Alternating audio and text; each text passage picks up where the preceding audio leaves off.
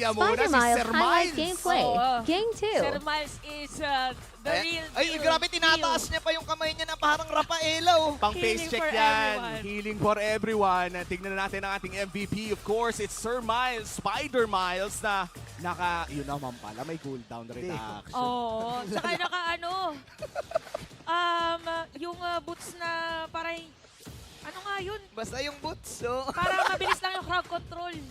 Yung tough boots. Tough boots. Tough boots, o, diba? Ayan, so meron pang Oracle, meron ding Antikira. So pag na-hit siya dito, yung damage din, physical damage ng kalaban ay bumababa. Tapos may kita natin, actually Blacklist International, a very good start for them. Pero di ba binanggit natin kanina bago mag-start yung laban, medyo late game kasi talaga yung full potential ng Rafaela. Oo. Umabot ng late game. Nakita na din si Doming. Eto, dito actually isa sa mga nag-start na mga moments kung paano nakahabol. Take note 8.1k, 8k gold lead ang Blacklist International during this moment. Pero dahil nabaliktad nila at nakakuha dito yung Minana Evos ng Lord, medyo lumaki ang kaalamangan. Ito masisecure nila yan. Masisecure na Minana Evos. Ginamit din ni Kaizen para mapalayo. Tapos nakuha yung Lord. Lumiit yung kalamangan 3.8k at bumaliktad sa Minana Evos. During this time, grabe tong depensa na to. Ayan kinuha ni Edward lahat ng mga damage. Even Oheb talagang tinutukan din ni Kaizen. Pero pagdating dun sa dulo, iba rin ang burn ng isang X-Borg. Kaya naman naging at saka dikit-dikit talaga. Ang laki ng edge kapag git-gita na sa teamfight. Tapos merong heal. Ito yung nagulat tayong lahat. Grabe. Tinamaan pala ng skill ng Nathan, tas ang sakit ng damage, nalaman kung saan pupunta. Supposedly kasi Blacklist International yung gagawa ng play ng moment na yun. Pero nabantayan ng Minana Evos and the presence of mind na nakita natin during that game. That was a very long game, 26 minutes pala ang nangyari. So nagkaroon ng juggle. Pero pagdating na sa may dulo, kasi kanina it was Blacklist International on the lead. Tapos Minana Evos dito dahil nagamit nga ni Spider-Man ang kanyang hero. Bakit hindi? Naka-cooldown reduction din pala siya kahit dun sa may emblem niya. So talagang dire-diretso lang ang healing. Oo. Ang laki ng bitaw tapos naka-support emblem them and even the consistency on the itemization, meron pang enchanted talisman.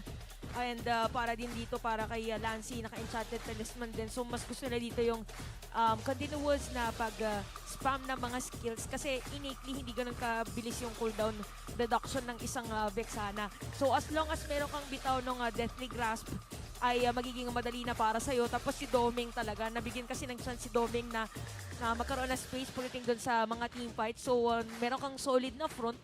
At ang ganda ng ginawa ni Kaizen on those heavy spins.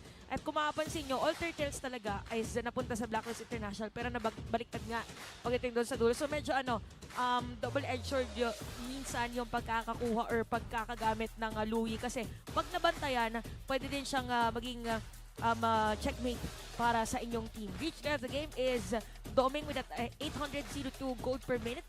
At damage dealt, surprisingly, was Kirk dahil nga pala, X-Bird nga pala. So meron ka ng Immortality, meron ka pang Firaga Armor. Pag nawala yung Firaga Armor, meron ka second life. Tapos pag bumalik yung Firaga Armor, tuloy-tuloy lang. So true damage din. So yun yung mga usually pang counter din kasi sa mga sustain na mga junglers, yung binanggit kanina ng mga co-casters natin. And for Lancy, very solid doon sa kanyang positioning on that Evil Guard. So gold per minute ni Oheb during the game was 677. Dahil na rin sa ginawa ni Spider-Man, talagang hindi binitawan ni Spider-Miles yung gold laner niya dito or si Doming. Pero we also have to commend yung efforts dito ng Blacklist International. Lalong-lalo na rin si Haji. Talagang set kung set. Even kapag may flicker, talagang automatic na ginagamit nila agad. At yung lang dito, crowd control. Siguro for Minana Evos, yung crowd control kasi nila pwedeng gamitin panghawi nung mga players. Actually, even yung mga fire missiles dito ni Kirk ay pwede rin gamitin na pang zone kasi yung sakit ng damage. Even the bravest fighter pala. So parang pwede na, dumating tayo sa point na sinabi natin na hindi na magmamatter yung gold lead, hindi na magmamatter dito yung mga current na items. Yung kung sino na lang yung merong angat pagdating doon sa mga pwede pa nilang gamitin pagdating sa longer team fights. Look at the dealt damage of Doming 109.1k damage dealt as compared to 58 kasi siya yung range nung pwedeng bigay ng Nathan as compared to Roger. Kasi di ba, Roger parang kailangan mo muna antayin na maging maganda yung positioning. And Spider-Miles, the man with a heal, is the real deal for Minana Evos. Oh my God ka na talaga kapag makikita